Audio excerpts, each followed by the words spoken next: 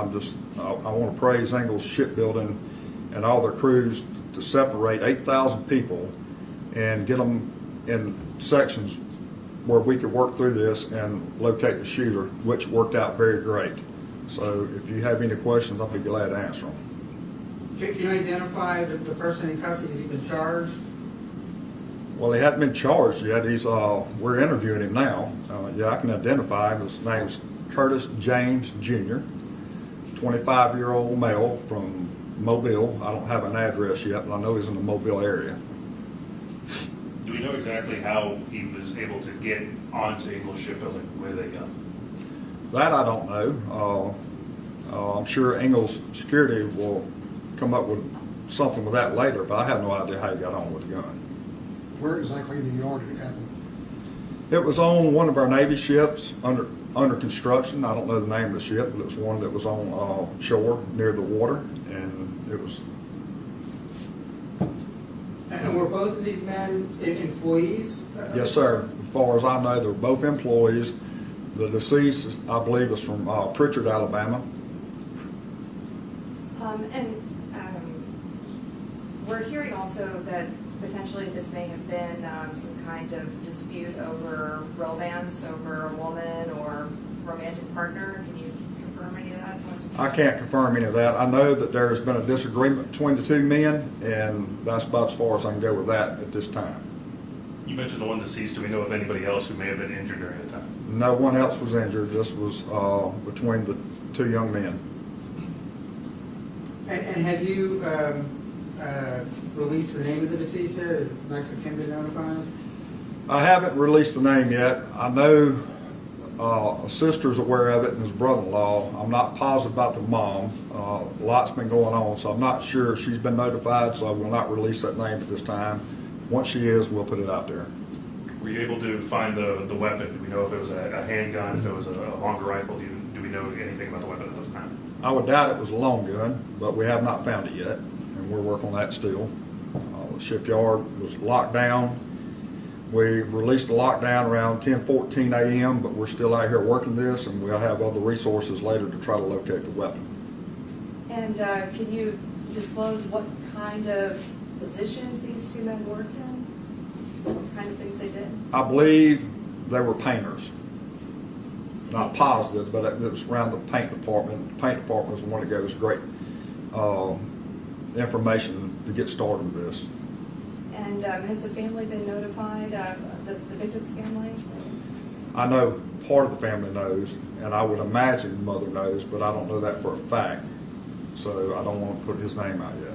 Chief, do you know how many shots were fired? As far as I know now, that I know of, is 2. Do you know where the victim was shot? I'd rather not say on that. I will say it was 2 rounds that we know of. Where'd you? Go ahead. I was just saying, do you know how long they had worked here and how long they had worked together? Well, there's a lot of information we had to get out here and get and jump on in an hour and a half and get this wrapped up. I never got to that point where I knew how long they worked here. I was lucky to find out they was painters. Where did you find out? Where did you end up able to capture, get Curtis into custody? And was he, was it a fight back in any way? Was he, cooperative to go into custody? Kind of help us understand a little bit about that. With no incident.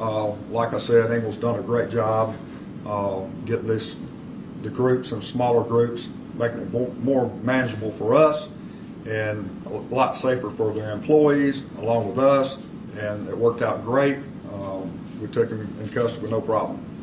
Chief, in your experience, have you seen anything like this happen before in your city? We've had shootings before in our city, yes. But a shooting at such a big employer of your city? There has been one before here, and that was many years ago, and it was similar dispute, and it was taken care of rather quickly also.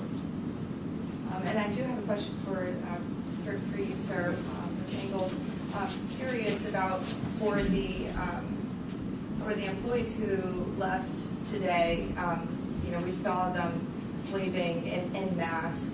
Are the folks who were sent home today, are they still going to get paid for the day? Yes, we made the decision to send everybody home with pay today. As I said, our safety of our employees is our top priority, and we're going to make additional services available to them from a grief counseling standpoint as well. We really try to take care of our shipbuilders and look after their needs. So In terms of how he was able to bring a gun onto the facility, is that part of the police investigation? Is that an internal company investigation? Both? So certainly this is an ongoing matter, and so we're not going to comment on the details, but we have clear policies and measures to prevent this. So we'll be working with the police department to look into this further. can you talk about the measures people have to go through on a daily basis to get onto Ingalls? Security measures already in place to prevent this, and maybe somewhere where there may have been a lapse to end up at this point. So as I said, this is an active investigation, and so we're going to be looking into all those details. It is a controlled facility. It's restricted to people who work here. And again, clear indications of what is not allowed on site, but we'll be working with local enforcement to get to the bottom of it. Roughly how many people would have witnessed this based on where it occurred? Honestly, I do not know if there are any witnesses at this time. And to your knowledge, were there any damages done to the ships nearby? To my knowledge, there's no damage or no significant damage to the ships. I imagine things expected to go back to normal tomorrow. We're working through all the details of, and again, working with law enforcement as they release portions of the yard that are under their control. So our employees should pay attention to the website, to other means of communication, so they stay well informed. And I mean, for you, just as the leader of this company, I mean, when you heard about what happened today, just as a human being, how did this strike you emotionally? It's about the worst thing you can imagine to hear. We value every single one of our employees, and we go to great lengths to try and ensure their safety. And so, clearly, this is not a day anybody I would want to wish on anyone. Given that this is a naval facility, a naval provider, has any other agencies, federal, state, been called in to assist? We'll take over, we're taking the lead on that.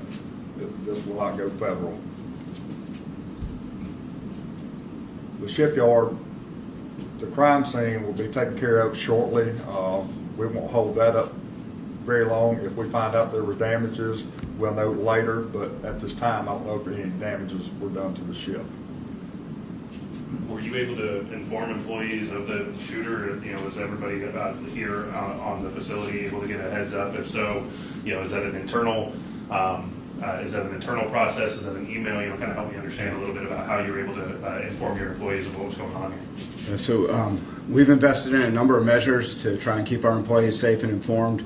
So we have a mass notification system that was designed for situations where we would need to get word out quickly to the entire workforce, both those who have company-issued devices as well as those who don't, as well as a number of other means of communication, email, text, applications to get word out. So we got word as broadly and as quickly as possible to tell people to shelter in place and keep everyone safe.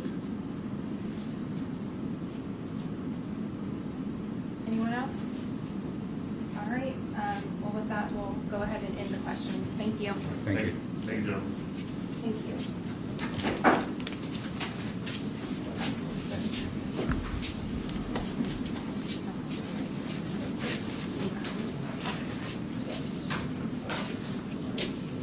Card on you? I don't have a card on me, I'm sorry. Just throwing in the Brian, B-R-A-N, I'm Katie. I'm with CBS. Okay. Hi, Kimberly Aguilar. Nice to meet you. Did you say your last name's Aguilar?